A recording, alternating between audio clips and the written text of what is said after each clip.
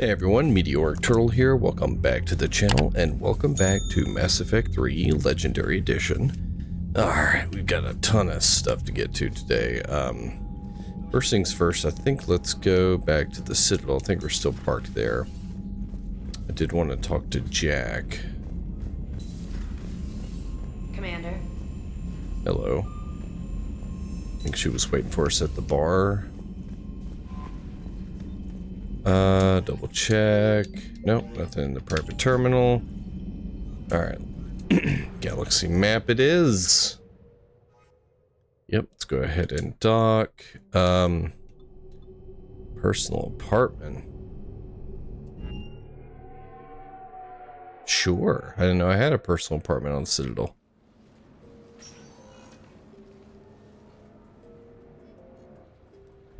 Wow, Commander, okay. I've got Admiral Anderson on the QEC. Patching him through to you now. Nice place.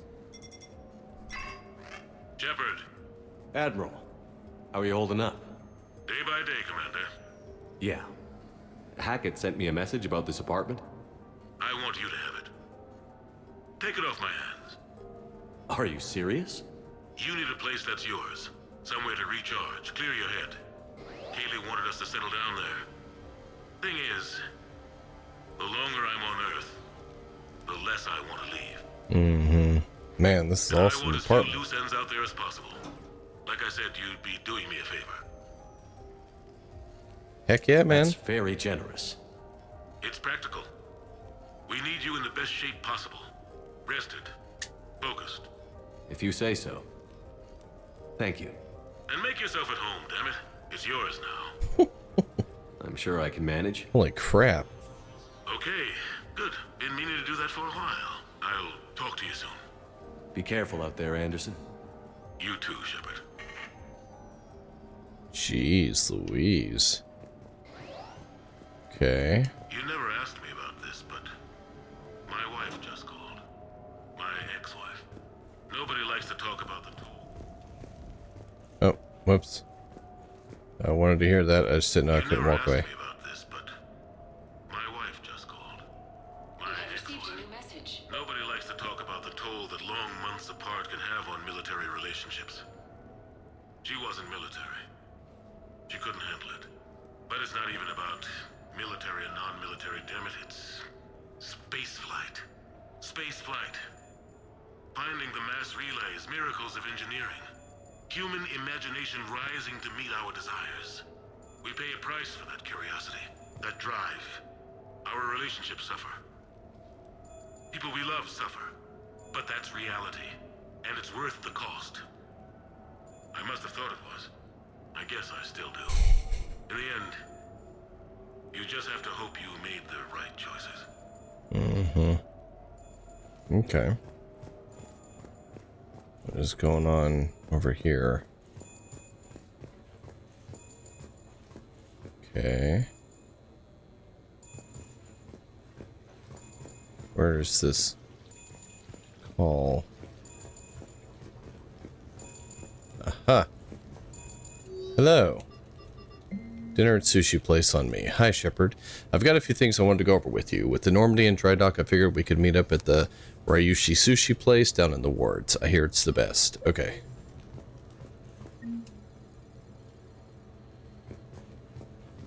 Okay. Customize the bedding. There's a whole bunch of stuff going on there that I'm not even going to get into. That sounds like oof.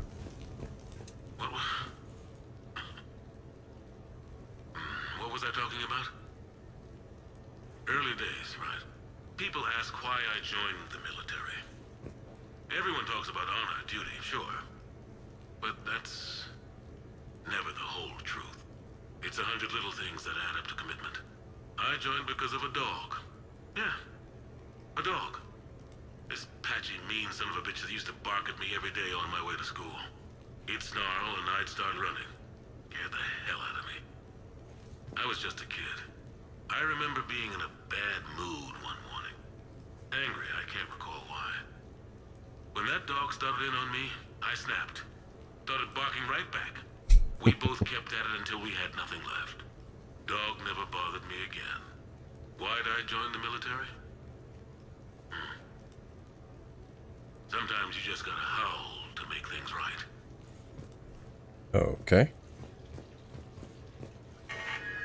A few months ago, I had a chance to sit down with one of Earth's most decorated soldiers, Admiral David Anderson. He was kind enough to answer my questions and talk about his career. Today, the Admiral is on Earth, leading the defense of our home against the Reapers. Heck We yeah. have no communication with him or any soldiers on Earth, but we can't forget what they're doing for us. Tonight's show is dedicated to all of the soldiers out there, fighting and dying to keep us safe. Admiral Anderson, today marks the 30th anniversary of the N7 program. Can you describe your first day of training in this now famous program?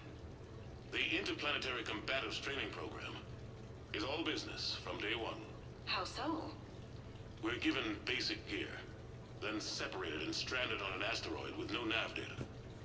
The test ends when the last person runs out of oxygen. Sounds daunting. What happens to the ones who run out of air first? Out of the program. The best N7s can survive alone, but work together to survive even longer. That's very impressive, Admiral. Deep space survival training. That has to be so difficult. All of it would take such strength of character. Well, just plain strength. But then you seem like a strong person. I'm sorry, is there a question in there? Well, does the program make the man? Or do you think you were born for this? It's a bit of both, I suppose. Every soldier reaches a point in their career, sometimes more than once, when they are asked to give more than they ever thought they could. That moment is the test. I've seen men and women, almost sure to fail, persevere long past the point of breaking. That experience changes them. Others, with all the gifts and abilities, fail in that moment. Sometimes they pick themselves up and carry on. Sometimes they're just done. What about you? What was your moment? I've had a few, none of which I'd like to share. But I think the toughest tests are still ahead of me. What makes you say that? Call it a hunch. Soldier's intuition? Something like that. Do you trust your intuition? I mean, do you follow your heart over your mind? Well, it depends on the day. No, I suppose if I were to be honest, I do trust my instincts. The problem is, war isn't orderly.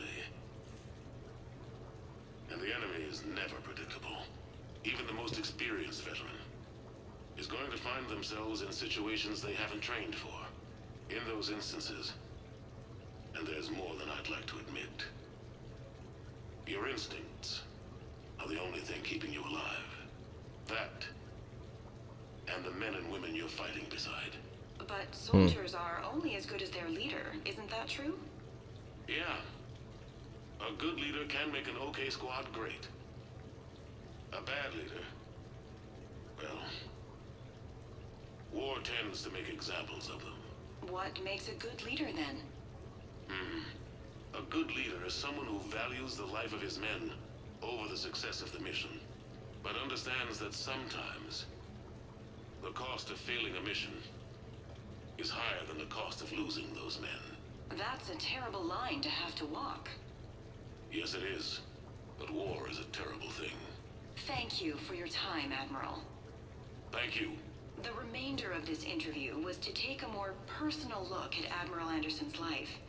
It wasn't finished when the Reapers invaded.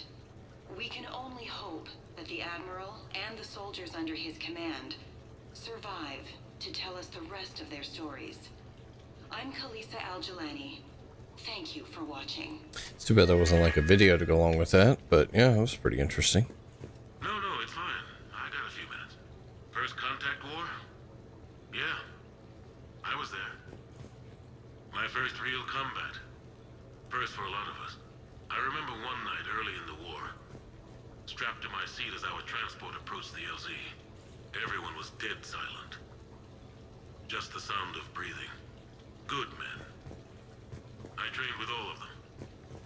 We're always joking and horsing around, but not this time. Just the rattle of the shuttle. And that heavy breathing. Everyone was thinking the same thing. We're off to fight alien invaders. Aliens. Think about that. We all grew up wondering what was out there.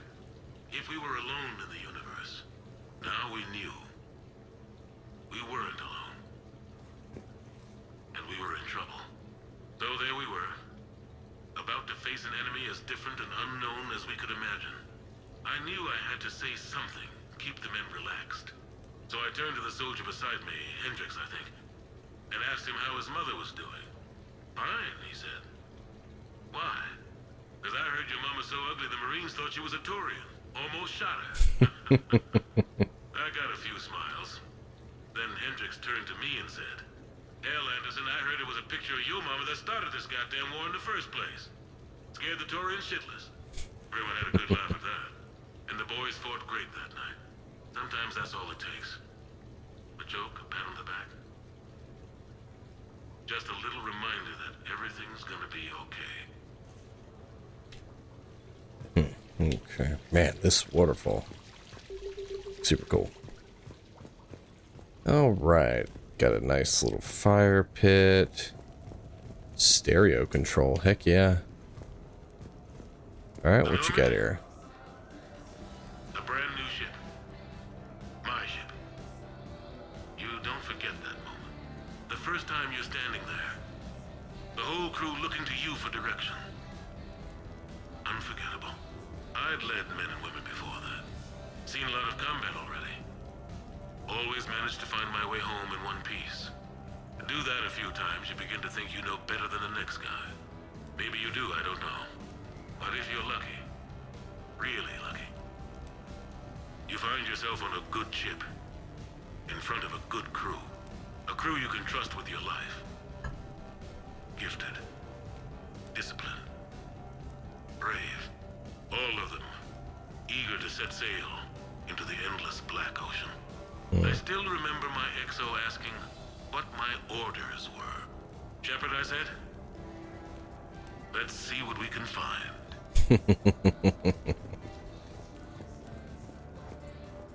Oh man, this is a baller freaking apartment. Look at all this.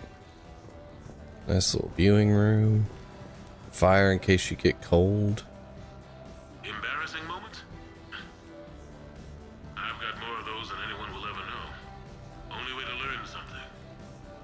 But if I had to pick one to share, I had just gotten promoted to N7. Full of myself, king of the castle. Found myself buying drinks for undesirables in some rundown bar in the wards. They toasted my recent promotion. Hell, they would have toasted Batarian slavers if it had got them more drinks. About the time my money ran out, my new friends turned on me. I was outnumbered. Things didn't look good. My plan to get out of there involved lots of punching. Well, that worked for a while. Then a table hit me. Or I fell down. When I came to, I saw a Solarian putting the rest of the troublemakers down. A Solarian? Moved like a damn cat, I swear. When everybody was out cold. Or running.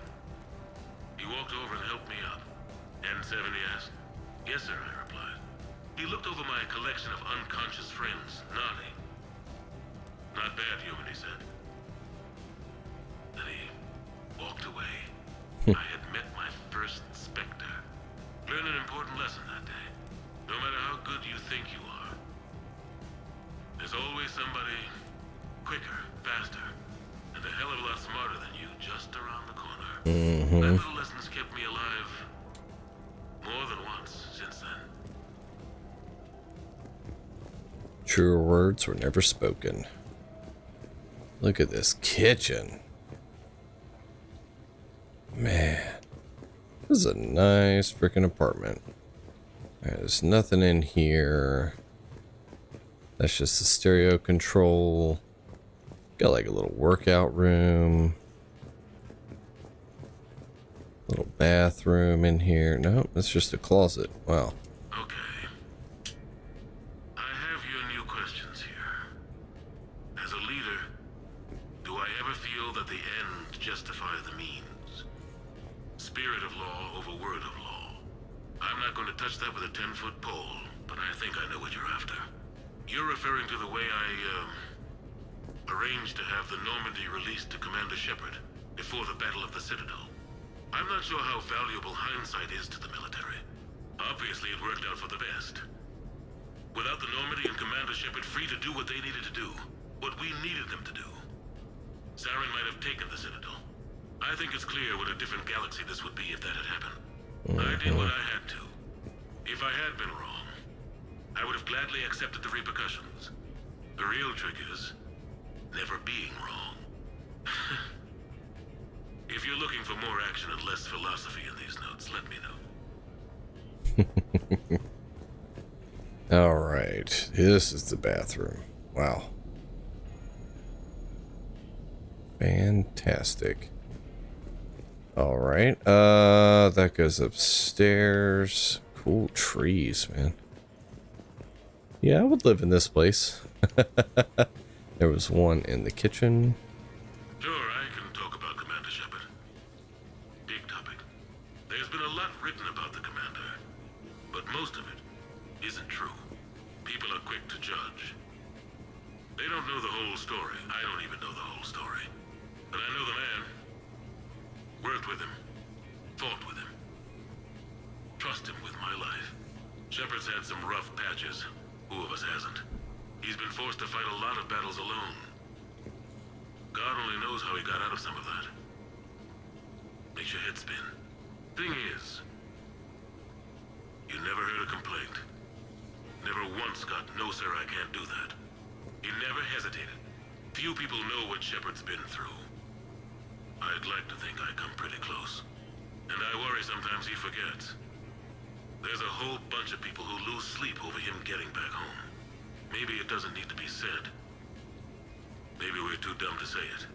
Soldiers like the Commander are rare. Men like Shepard, even more rare. Well, those are kind words. Alright, so I think I've checked everything down here, right?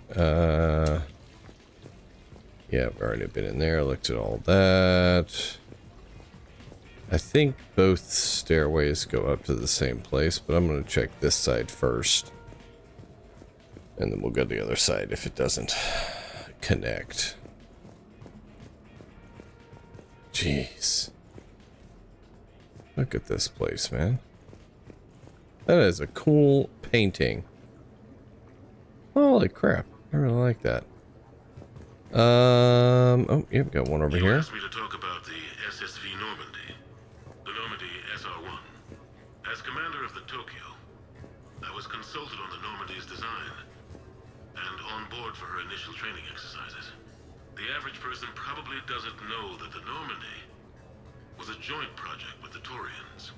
Acting CEO I know that. Eli Xander was no diplomat. She ran out of patience with Taurian posturing and politicking during construction. The chief architect of the Drive Corps, Octavio Tatum, and his team of Taurian engineers were in the CIC for final training exercises. Tempers flared when Xander pushed the limits of the stealth system, waiting to vent the IES well past what Tatum was comfortable with. I tried to calm the situation, but it still ended with the Taurian scientist in shackles and a human-Taurian fistfight at Korra's den later. Funny now, when I first laid eyes on the Normandy,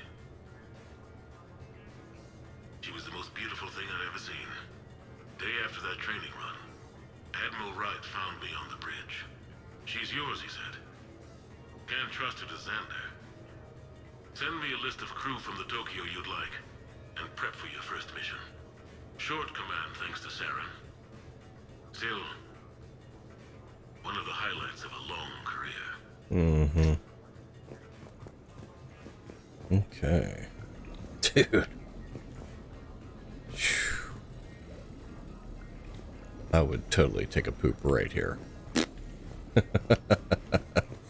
Oh, toilet humor. Okay, there's another one over here. The Taurians. Well, I might not always see eye to eye with the politics and the individual, but I have a great respect for the Turian military. Any Alliance soldier lucky enough to take part in their training programs will certainly be better for it. Their precision, skill, and discipline come together in a way that's second to none. Not that I'm faulting our own people or training. It's just that after fighting Turians in the First Contact War, years later, I had the opportunity to observe and train on Palaven. It was a turning point for me. And I would encourage any soldier to try it. It's a unique experience to put yourself in the squad of a Turian commander. My commander was an uncompromising bastard named Bartix Oryx.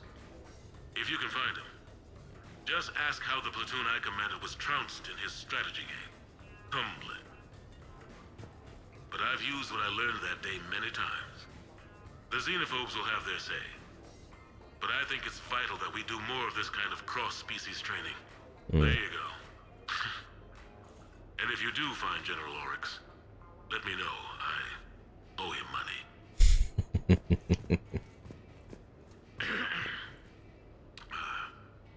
Okay. So, Tombstone data. Admiral David Edward Anderson. Not sure why anybody would be interested, but thanks for asking. I was born in London, June 8th, 2137. The last of 3 children born to Ursula and Paul Anderson. A nurse and a flight mechanic, respectively. But that's a little dry. And someone's gonna spice this up, right? Never been much for the spotlight. Anyway, where was I? It was a second marriage for my parents. They were almost 50 by the time they had me. My mother worked shifts, so my father would often take me to the base. While he worked, I watched transport ships and fighters take off. Worked his whole life around space travel, my father. But he never left Earth. Not for a day. He was a good man. But that's just a side note. Don't put that in. Who is it, Kaylee? Yes, I need to take that. I hope this is what you're after. I'll get to the more interesting N7 stuff next time. Super sweet. I think that's the only 2 out here. Oh, we got a weapon bench. Very nice. Don't really need to use that. Armor locker here as well. Beautiful. Another bed. Another bathroom. Oh my god. Hot tub. Come on, let me get in. Let me get in. I want to get in the hot tub. Oh, I would live in this room. Oh, man. You kidding me? Fantastic. Anderson's got taste. And then I think this just goes right back down, right? Yeah. Turn off the stereo. Oh, and then you go, what is this? Huh. Some more artwork. Don't really care for that. This one's kind of interesting. Yeah, I like that one. Not as much as the purple one, but still. And then there's this thing. Looks like an uncomfortable chair. Or like a toucan on its deathbed. I don't know what that is. Alright, so yeah, I think that's everything in here. Yep, this just comes back down. We've already seen all this. Alright, so I think that's going to do it for this episode. Next episode, we'll go meet with Joker and Jack. Yeah, since Joker sent us a message, we'll go meet with both of them. Alright, until next time, please remember to like, comment, and subscribe, and hope you have a fantastic day. Thanks for watching.